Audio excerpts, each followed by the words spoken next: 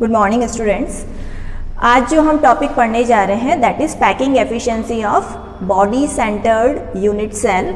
और उससे पहले जो वीडियोस में पोस्ट कर चुकी हूँ अबाउट पैकिंग एफिशिएंसी वो है सिंपल प्रिमिटिव सेल और एचसीपी और सीसीपी के अंदर किस तरीके से वहाँ पर पैकिंग एफिशिएंसी होगी, और ये मैं ऑलरेडी अपलोड कर चुकी हूँ। अब जो नेक्स्ट है वो है हमारा बॉडी सेंटर्ड जो यूनिट सेल है, उसके बारे में हमें आज पैकिंग एफिशिएंसी पढ़ना है। अब उससे पहले मैं आपको एक बार रिकॉल करवा देती हूँ कि बॉडी सेंटर्ड यूनिट सेल होती किस टाइप की है।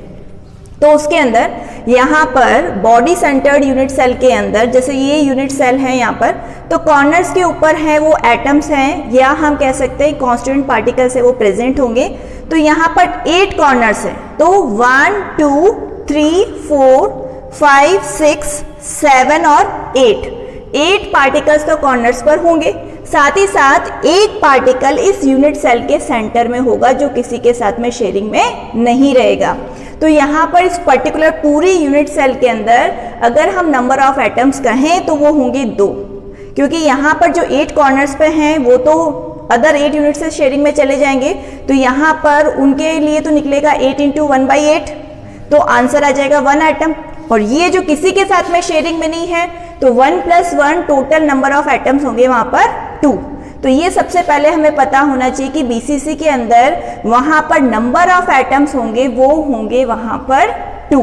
अब उसके बाद में यहां पर इस तरीके से मैंने एक स्केच है वो ड्रॉ कर रखा है। तो इसके अंदर 2 आपको ट्रायंगल बनते हुए नजर आ रहे होंगे, एक तो ADC और दूसरा है ABC।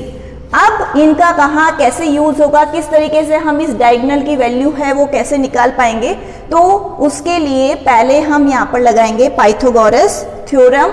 अब उसके लिए पहले यहाँ पर है पाइथागोरस थ्योरम ADC के अंदर यहाँ पर AC² किसके इक्वल होगा, AD² + CD² के। तो यहाँ पर B² की वैल्यू आ गई A² + A²। अब यहाँ पर B² इक्वल हो गया 2A² के, और अगर हमें से B फाइंड करना है तो हम इसका रूट ले लेंगे।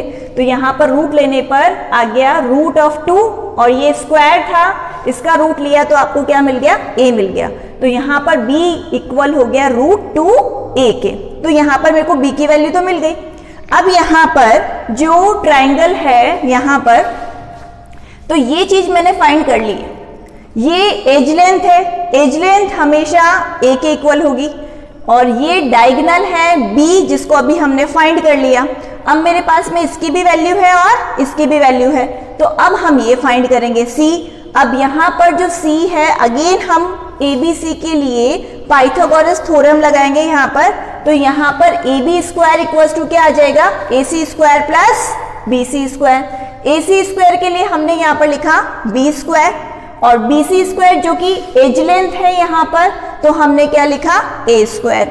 अब B के लिए इक्वेशन 1 पर जाएंगे हम, थोड़ी देर पहले ही हमने निकाला फाइंड किया है। तो B के लिए वैल्यू हमने पुट कर दी √2A²।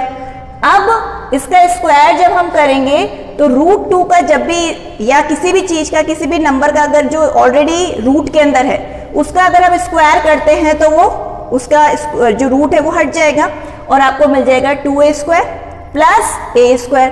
दोनों को ऐड किया तो आपको क्या मिल गया, 3A²। अब मेरे को सिर्फ C की वैल्यू चाहिए, तो यहाँ पर हम क्या ले लेंगे, रूट ले लेंगे। तो रूट लेते ही आपको क्या मिल गया, √3A मिल गया। अब यहाँ पर एक चीज और हम देख सकते हैं कि ये जो डायगोनल हमको C मिल रहा है वो R की फॉर्म में किसके इक्वल आ रहा है, ये R, ये पूरा स्फीयर इसमें आ रहा है। तो ये क्योंकि मैंने कहा था कि यूनिट सेल के अंदर एक सेंटर में रहेगा एक पार्टिकल या एक कांस्टेंट जो पार्टिकल है वो सेंटर में रहेगा, वो यही है। तो ये पूरा स्फीयर, इसका जो यहाँ पर 2R कंसीडर, क्योंकि पूरा रेडियस आ रहा है इसका, तो यहाँ पर ये पूरी इसकी जो डायमीटर है वो कितनी हो गई, यहाँ पर 2R हो गई। अब ये क्या हो गया, यहाँ पर R, तो यहाँ पर R + 2R + R, तो किसके इक्वल हो गया यहाँ पर, ये 4R के।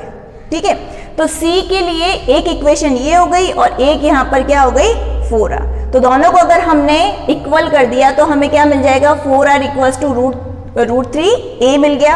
अब a किसके इक्वल होगा, यहाँ पर a ये फाइंड करना है, तो किसके इक्वल पहुंच गया 4r अपॉन रूट 3।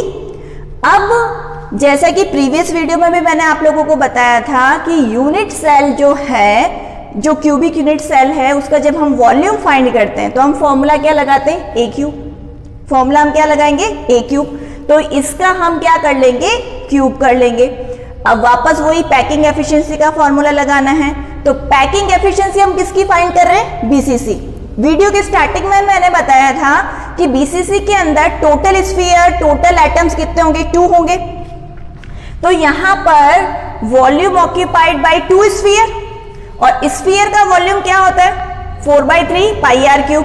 तो 2 into 4/3 pi R cube upon total volume of unit cell. Total volume अभी मैंने कहा था a का हम क्यूब करेंगे, a की वैल्यू क्या है, ये रही 4r अपॉन रूट 3। तो सिंपली हमने यहाँ पर ये वैल्यूज पुट करनी है। जब आप इसको सॉल्व करोगे तो आंसर आपको मिलेगा 68%। अभी तक जो हमने तीनों जो सेल्स हैं जिनको हमने यहाँ पर कैलकुलेट किया पैकिंग एफिशिएंसी को, तो उसमें सिंपल प्रिमिटिव का जो आप लोगों ने देखा था वो था 52.36 और वी कैन से 52%। उसके बाद में HCP या CCP का था 74%, BCC का आ रहा है 68%। तो सबसे ज्यादा जो पैकिंग एफिशिएंसी वो आ रही है HCP या CCP की। क्यों? क्योंकि FCC के अंदर नंबर ऑफ एटम्स कितने होते हैं, 4। तो नंबर ऑफ एटम जिसमें ज्यादा होंगे तो पैकिंग एफिशिएंसी भी उसकी क्या होगी, ज्यादा होगी।